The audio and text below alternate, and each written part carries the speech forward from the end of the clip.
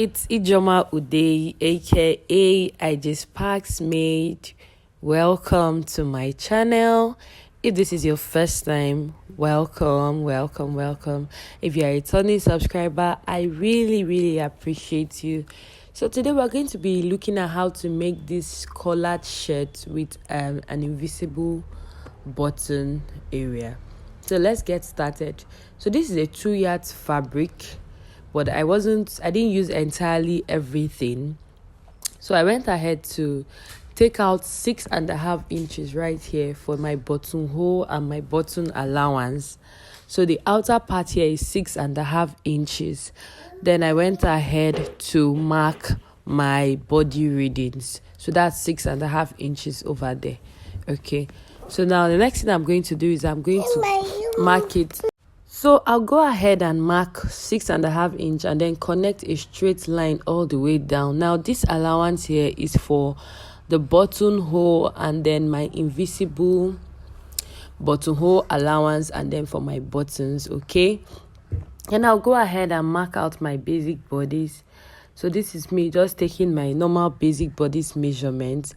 I came down, I used 2.5 inch for the neckline by 1 inch at the back, and then 2.5 inch by 2.5 inch for the front, okay? So we don't want our collar to be too big. We just want a moderate collar. Then I went ahead to mark my chest point. That's my chest line. And then I put in my bust measurement and then brought down my shoulder line so that I can create an armpit curve at the armpit area, okay? And then after that is done, I went ahead to add about 1.5 inch allowance. Already on my original measurement, I didn't use my exact measurements. I added extra 1 inch all round so that we would not have, it's a shirt, it's not supposed to be fitted.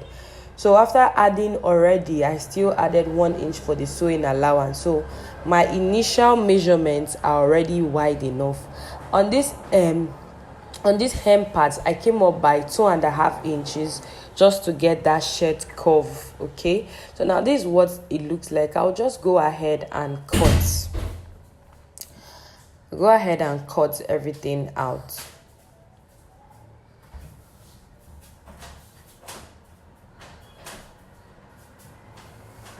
So now don't forget that the deeper neckline is on the front, and the front is the part that has the opening so that you don't mistakenly go and deepen the back of your dress. So when I'm done, I'll just go ahead and fold this layer, one of the front sides, into 2 because I want to reduce it.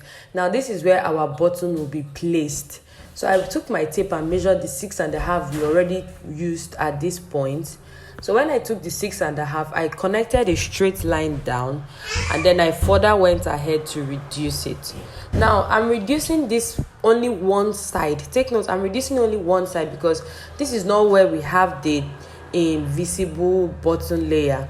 That's for the buttonhole layer. This is not where we have that invisible button layer.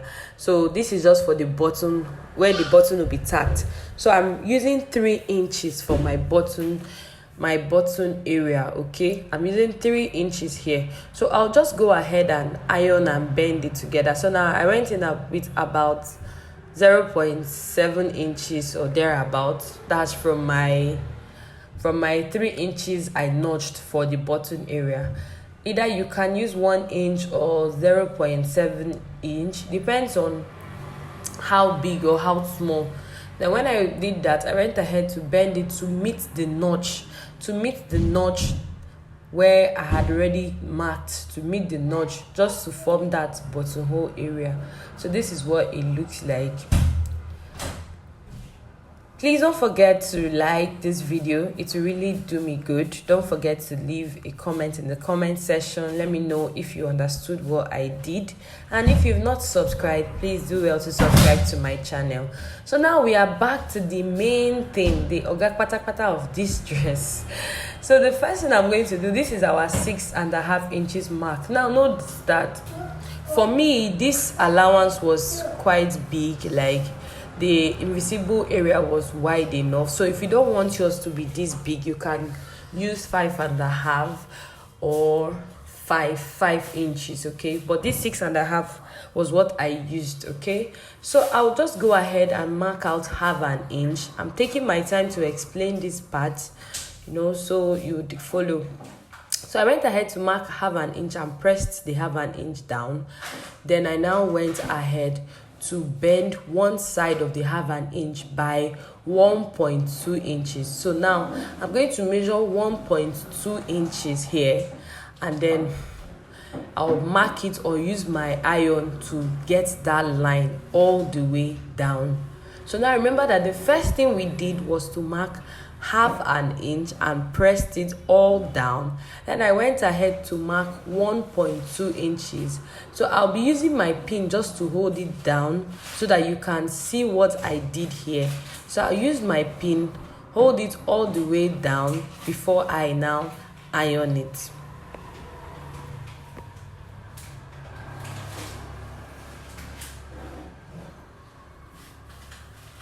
I'm taking my time here so you can actually follow what I'm doing.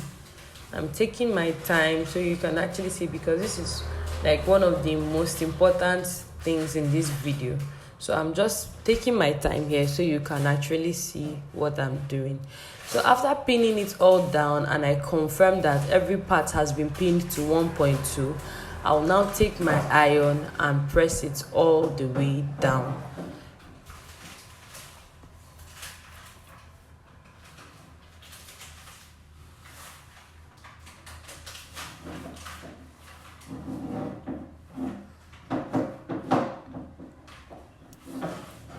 So after pressing it all the way down, I'll go ahead and unpin what I had pinned already.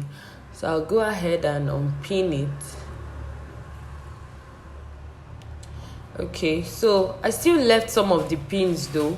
Then I folded it now towards the front. Remember that when we did the 1/2 inch, we folded it from the front to the back. And now when I'm done with that, I will tilt it backwards and fold it by the same 1.2 inches and then press it all the way down. This is what I'm doing here. I folded it towards the front by the same 1.2 inches and then ironed it all the way down. I folded it towards the front and then ironed it all the way down. Now when I'm done with that, this is what it looks like. See, have you seen? Okay, then I will still fold it back to meet the notch. I will still fold it back to meet the notch. Now this other way, I'm folding it back to meet the notch. Okay, so it's just a flip and flip something. Okay, you flip from the front to the back, then to the front. Okay, so I folded it back to meet the notch and I pressed it all the way down. Please don't forget to subscribe to my channel. Don't forget to leave a thumbs up for this video if this video was helpful to you in one way or the other. Don't forget to like. Don't forget to leave a comment for me in the comment section. Let me know if you understood what I did. So now this is the finished part. I'll just go ahead and show you again. Remember, we bent 1/2 inch. Then we flipped it on one corner by 1.2 inches. Then took it back to the front by that same 1.2 inches. Then closed it up to meet the notch. I hope you are following. Then we closed it up to meet the notch. Okay, so this is what it looks like after being ironed. So you flip it by 1/2 inch, fold it towards the front, flip it towards the back, and then fold it to meet the notch. Okay, so that is it. Okay, so let me know if you've gotten this flip and flip and flip. So this is what your invisible buttonhole channel will look like. So now the next thing I'm going to do is I'm going to sew in the middle all the way down. I'm going to sew, open the bends, all the folds I did. I'm going to open it up and then run a stitch all the way down like so. So this is me running a stitch all the way down all the way down. Okay, so this is what you can see that the buttonhole channel has already formed. It's already a closed buttonhole channel. So I'll just go ahead and match the other parts for my button. So I'm sewing it all the way down as well. And when that is done, I went ahead to join my shoulders together. I joined the shoulders front and back together, and then I went ahead to fix my collar. So now, first off, before I fix my collar, I'm going to go ahead and measure out my neck, what I have, and I had 17 inches. So I went ahead to mark out 2 inches of a piece by 17 inches. This is what you have here. 2 inches by 17 inches. And then for the bigger collar, I'm going to go ahead and mark out, removing 1 inch out. But for now, you can go ahead and still mark out the same thing. And then while sewing, I will now remeasure and subtract what I need to subtract. So I took the measurements and I came up by 4 inches. Okay, I took the measurement for the bigger part of the collar. I took the measurement and I came up by 4 inches. Remember that the small part of the collar, I just used the width, which was 2 inches, by the length of the neckline, which was 17 inches, and I added 1 inch allowance, okay, or 1.5. When you are done gumming it, you can go ahead and reduce. So now for these two, I'm duplicating it. Remember the front neckline too, we duplicated it. One had the stay, the interfacing on it, while the other did not have, because one is for turning and one is for the main collar. So for this, I came up by, from this midpoint, I came up by 2.5 inches or 2 inches, then connected it all back to the 4 inches line that we took. Okay, please, I hope you're following. So when I did that, I went ahead to reduce it a bit by the side. So this is a 2-piece part. So I'm going to also place it on this collar stay. I use the collar stay. I'm going to place it on the collar stay and cut out. So I went ahead to interface it everywhere. After interfacing everywhere, I now went ahead to measure it out again. Now you can see that I'm correcting my measurement. Now for this your bigger collar, which will be on top, you have to make sure that it is 1 inch smaller than the main collar. 1 inch smaller than the main collar. Remember that your main collar too has allowance, sewing allowance, half inch on both sides. So if you have 18 inches neckline round, you're going to be using 19 inches. Then for the bigger collar, you'll be using 18 inches. I don't know if you're getting me, okay?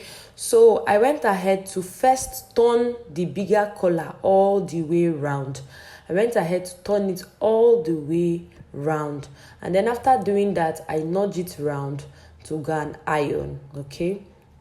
I nudge it all the way around so that I can iron. When I'm done ironing it, I would now place my smaller collar or my bishop collar on top the main collar, and I'll nudge it as well in the middle. And then I'll go ahead and place the facing for this small collar. I'll place the facing of the small collar with the one that has been interfaced with the collar stay so that I can remove every excess.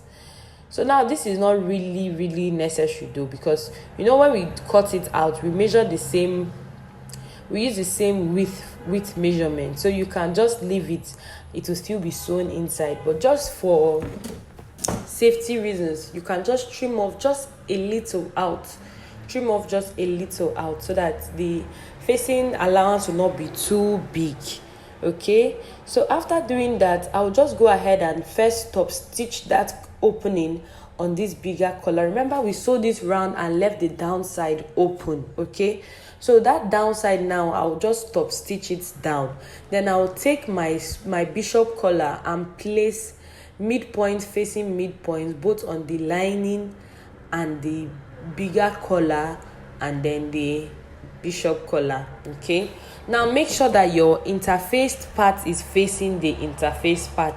So the part where you gummed your collar gum is facing the part where you have the bishop collar, which is facing the bigger collar that has been gummed. Okay, then I'll go ahead and sew all the way down. Now, while sewing all the way down, don't forget to leave a little inch, let's say 0.1 inch or 0.2 inch, because you will need it to turn in the collar into the shirt. Okay, see that little mark I left there? Okay, so I'll just go ahead and nudge everywhere around and then go and iron on my ironing table. Now, if you were so kind as to watch this video up until this point, please don't forget to give this video a thumbs up, and also if you're yet to subscribe to my channel, please kindly do so. Thank you. So now I'm going to be placing the part that is not interfaced, the part that it doesn't have the collar gum, to the back of the shirt. Yes, the part that doesn't have the collar gum to the back of the shirt. Then I'll go ahead and pin it down. Just so that I can get that mark exactly. Now also, you will do the same thing to the other side. I will not sew it all the way down from this end. I will just sew it to a close range, or maybe to the middle point, and then go to the other end, and I will still do the same thing. Okay, so this is me going to the other end and sewing from this other end. Now this will help you in case you have any excess. It will help you spread it out in the middle. If there's any excess, it will help you spread it out in the middle. Okay, so after that is done, I would go ahead and then close it up. I will still use the same format for closing it up. So the same format I'll use is that I'll still match it from the front all the way to the middle, and then take it to the other end and match it all the way to the end as well,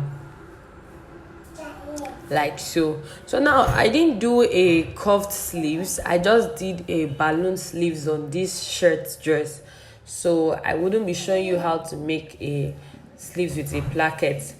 Though if you need that, I can make provisions for that in another video. Just let me know what you think first. Okay, so after all this is done, my shirt is ready. I will just go ahead and fix the sleeves off camera, and then come back and show you what the shirt looks like while I'm done. And then don't forget, I'm also going to go ahead and iron out my shirt.